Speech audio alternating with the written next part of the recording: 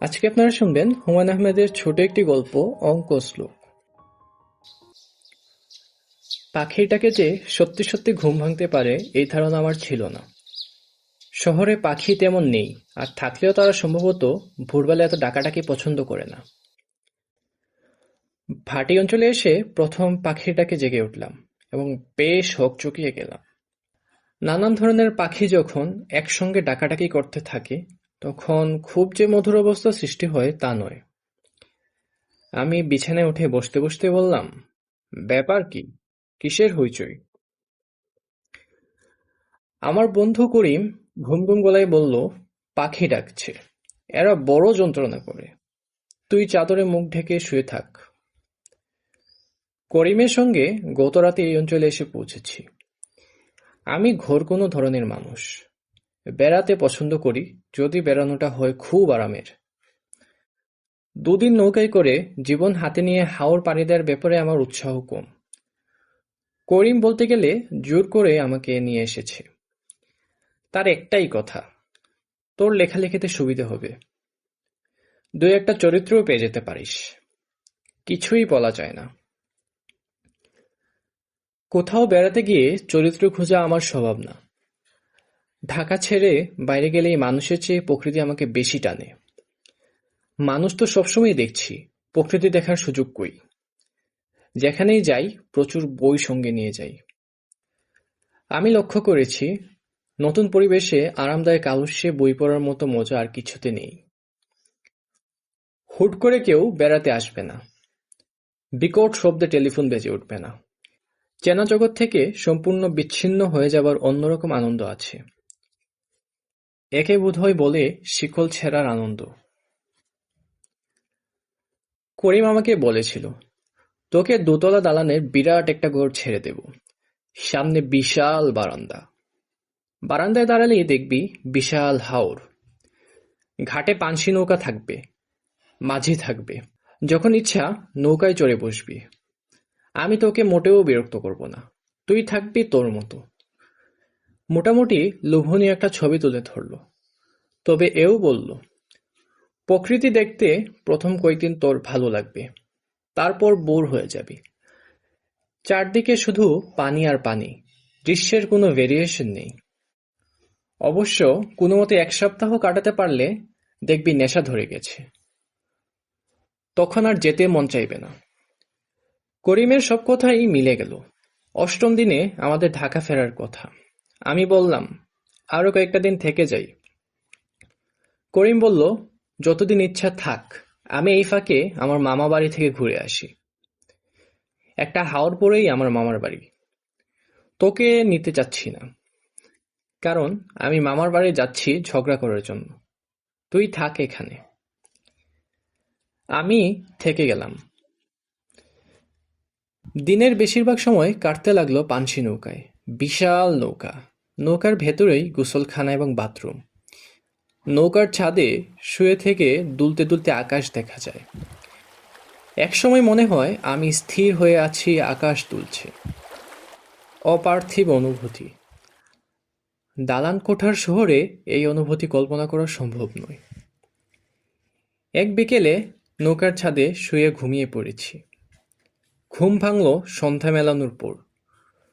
উঠে বসতেই ভারী গলায় কে যেন বলল, ভাই সাহেব, কেমন আছেন? আপনার সঙ্গে দেখা করার জন্য আসছি। আমার নাম জালালউদ্দিন, BA BT।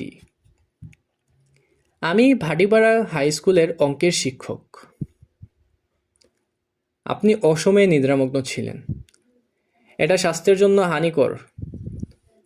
আমি অত্যন্ত বিরক্ত হলাম। ঘুম ভাঙতেই উপদেশ শুনতে কারোরই ভালো লাগার কথা না। শিক্ষক সম্প্রদায়ের স্বভাবই হচ্ছে যখন তখন উপদেশ দিয়ে বেড়ানো। ভদ্রলোক আগের চেয়েও ভারী গলায় বললেন, আপনার বিনা অনুমতিতে একটা কার্য করেছি। নৌকার মাঝিকে চা বানাতে বলেছি, নিজে এক পেয়ালা খেয়েছি, এখন আপনার সঙ্গে আরেক পেয়ালা খাবো। যান, মুখ ধুয়ে আসুন। শহরের বেশিরভাগ লোক মুখ না ধুয়ে চা খায়। স্বাস্থ্যের জন্য হানিকর। স্বাস্থ্যের জন্য হানিকর বিষয়গুলো যিনি এত ভালো জানেন, তার স্বাস্থ্য খুব ভালো দেখলাম না। রোগা কাঠি, মুখ ভর্তি কাঁচা পাকা দাড়ি, যক্ষ্মা রোগীর চোখের মতো উজ্জ্বল চোখ, বয়স 50-এর উপরে, পায়জামার উপর কালো রঙের পাঞ্জাবি। আমি বললাম, আপনি কি কোনো বিশেষ কাজে এসেছেন, না এমনি গল্পগুজব করতে এসেছেন? কাজে এসেছি। গল্পগুজব করে নষ্ট করার মতো সময় আমার নাই। আপনারও নিশ্চয়ই নাই। লোকমুখে শুনেছি আপনি গল্প উপন্যাস লেখেন। অবশ্য পড়া হয় নাই, সময়ের বড়ই অভাব। একবার ভাবলাম, বলি আমাদের কাজের অভাব আছে, সময়ের অভাব নেই। আমাদের সবার অঢেল সময়। বললাম না, কথাবার্তা বলে এই মানুষটিকে প্রশ্রয় দেওয়া ঠিক হবে না। শিক্ষক শ্রেণীর কেউ কথা বলার প্রশ্রয় পেলে অনবরত কথা বলবে। ফরিদপুরে একবার এমন একজনের সাক্ষাৎ পেয়েছিলাম। তিনি সন্ধ্যাবেলায় কথা শুরু করলেন এবং এক নাগাড়ে রাত 11:30 পর্যন্ত বললেন। কেউ কিছু বলতে গেলেই হাত তুলে বলেন, 1 মিনিট, আমি আমার কথাটা শেষ করে নেই, তারপর যা বলার বলবি। এই জালালউদ্দিন বিএবিটিও সে ধরনের মানুষ কিনা কে জানে। আমি সিগারেট ধরাতে ধরাতে বললাম, আপনি কি সিগারেট খান মাস্টার সাহেব? তিনি বিরক্তি মুখে বললেন, স্বাস্থ্যের জন্য হানিকর জিনিস পরিহার করি। চা পরিহার করতে পারি নাই, লেখালেখি করি, এই জন্য চাটা প্রয়োজন হয়। আমি অত্যন্ত শঙ্কিত বোধ করলাম। অতীত অভিজ্ঞতায় দেখেছি গ্রামেগঞ্জে যেসব লেখক আছেন তারা শহরের শ্রোতা পেলেই সহজে ছাড়েন না, জীবন অতিষ্ঠ করে তোলেন। জালালউদ্দিন বিএবিটি বললেন, আমি কাব্য চর্চা করি। আমি চুপ করে রইলাম। এইসব ক্ষেত্রে উৎসাহসূচক কোনো কথা বলাই উচিত নয়। আপনার মনে হয়তো প্রশ্নের উদয় হয়েছে, অঙ্কের শিক্ষক হয়ে কাব্য চর্চা কেন করি? আমার মনে এই জাতীয় কোনো প্রশ্নের উদয় হয়নি। অঙ্কের শিক্ষক কাব্যচর্চা করতে পারবেন না এমন কোনো কথা নেই। সঠিক বলেছেন, তবে আমি প্রথাগত কবি নই। আমি গোটা পাটিগণিত কাব্যে রূপান্তরিত করছি। বলেন কি? আপনি হয়তো ব্যাপারটা বুঝতে পারছেন না। উদাহরণ দিয়ে বুঝিয়ে দিই। পাটিগণিতের একটি অঙ্ক আছে এই রকম, ক একটি কাজ 15 দিনে সম্পন্ন করিতে পারে, খ সেই কাজ 30 দিনে সম্পন্ন করে, ক ও খ মিলিতভাবে সেই কাজটি কত দিনে সম্পন্ন করিবে। এই অঙ্কটি আমি কাব্যে রূপান্তরিত করেছি। আপনি কি শুনবেন? অবশ্যই শুনব। জালালউদ্দিন বিএবিটি গম্ভীর কণ্ঠে আবৃত্তি করলেন। করিম রহিম ছিল সহোদর ভাই, করিমের যে শক্তি রহিমের তা নাই। করিম যে কর্ম মাত্র 15 দিনে করে, সেই কর্ম রহিম করে 1 মাস ধরে। এখন বালকগণ চিন্তা করো ধীরে, 2 ভ্রাতার কর্ম কত দিনে করে। আমার মুখে কোনো কথা জোগালো না। অবাক হয়ে ভদ্রলোকের দিকে তাকিয়ে রইলাম। ভাই সাব, কেমন লাগলো? জি ভালো। অন্তর থেকেই বলছেন তো? অন্তর থেকেই বলছি। শুনে প্রীত হলাম। আরেকটা শুনুন, চৌবাচ্চার অঙ্ক আবৃত্তি করব? জি করুন। চৌবাচ্চা ছিল এক প্রকাণ্ড বিশাল, 2 নলের পানি আসে সকাল বিকাল। এক নলে পূর্ণ হতে 20 মিনিট লাগে, অন্য নলে পূর্ণ হয় না আধা ঘন্টার আগে। চৌবাচ্চা পূর্ণের সময় করহ নির্ণয়, 2 নল খোলে দিলে লাগবে কতক্ষণ। আমি নিজের বিস্ময় গোপন করে বললাম, এই জাতীয় কবিতা মোট কতগুলো লিখেছেন? 3611টা লেখা হয়েছে। এইসব কবিতার আমি নাম দিয়েছি অঙ্ক শ্লোক। পরিকল্পনা আছে 10,000 পূর্ণ করে পুস্তকাকারে ছাড়ব। আমি নিতান্ত আনাড়ির মতো বললাম, এতে লাভ কি হবে? তিনি বিরক্ত গলায় বললেন, লাভ কি হবে তাও ব্যাখ্যা করতে হবে? ছাত্রছাত্রীদের মধ্যে অঙ্কভীতি প্রবল।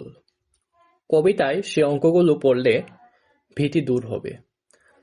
তাছাড়া মেধাবী ছাত্ররা অঙ্কগুলো মুখস্থ করে ফেলতে পারবে। পারবে না? হ্যাঁ পারবে। বাদরের শ্লোকটা শুনুন। তৈলাক্ত বাস ও বাদরের শ্লোক। আমার গ্রন্থে শ্লোক নাম্বার 2003। একটি বাদর ছিল দুষ্ট প্রকৃতির, তৈলাক্ত বাঁশ দেখে হয়ে গেল স্থির। বাঁশ পেয়ে উপরে উঠিবার চায়, পিচ্ছিলতার কারণে পড়ে পড়ে যায়। 1 মিনিটে বেচারা উঠে যতখানি, অর্ধপথ নেমে যায় পরাভব পানি। বংশদণ্ড 20 ফিট লম্বা যদি হয়, উপরে উঠিবার সময় করহ নির্ণয়। আবৃত্তি শেষ করে ভদ্রলোক উঠে দাঁড়ালেন।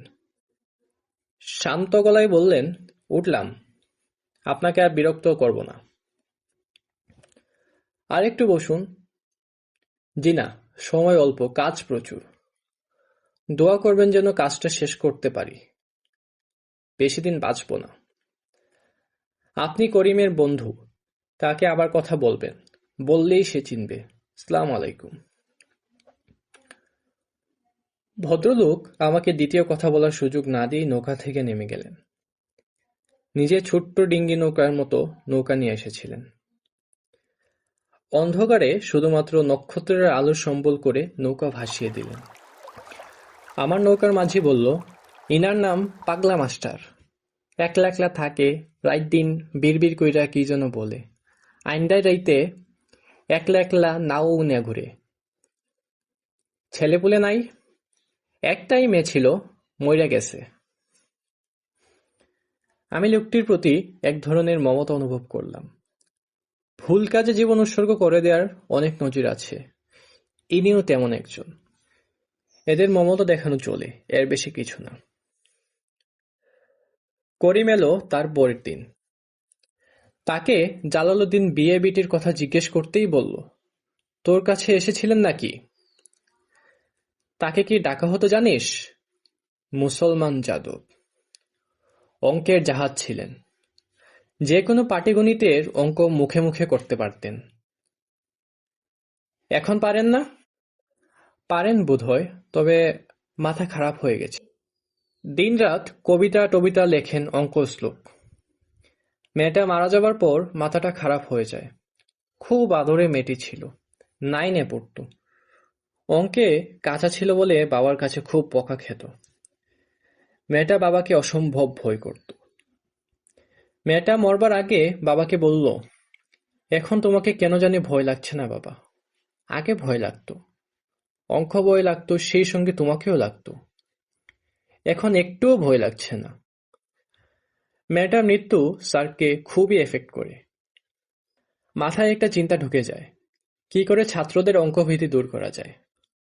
আস্তে আস্তে মাথাটাই খারাপ হয়ে যায়। ঢাকায় যাওয়ার আগে তোকে একদিন নিয়ে যাব স্যারের কাছে। গেলাম একদিন ওনার সঙ্গে দেখা করতে। আমাকে চিনতে পারলেন, সুস্থ স্বাভাবিক মানুষের মতো কথাবার্তা বললেন। খুব আগ্রহ করে অঙ্ক শ্লোকের বিশাল খাতা এনে দেখালেন। গাঢ় স্বরে বললেন, গ্রন্থটির নাম রেখেছি নুরুন নাহার। আমার কন্যার নামে নাম। বেচারির বড় অঙ্ক ভীতি ছিল, গোপনে কাঁদত। বইটা আরো 15 বছর আগে যদি লিখতে পারতাম। জালালউদ্দিন সাহেবের চোখ দিয়ে টপ টপ করে পানি পড়তে লাগলো। অনেক কষ্টে নিজেকে সামলালেন। আমার দিকে তাকিয়ে নিচু গলায় বললেন, একটু দোয়া রাখবেন, কাজটা যেন শেষ করতে পারি। গল্পটি ভালো লাগলে চ্যানেলটিকে লাইক এবং সাবস্ক্রাইব করে দিবেন। ধন্যবাদ।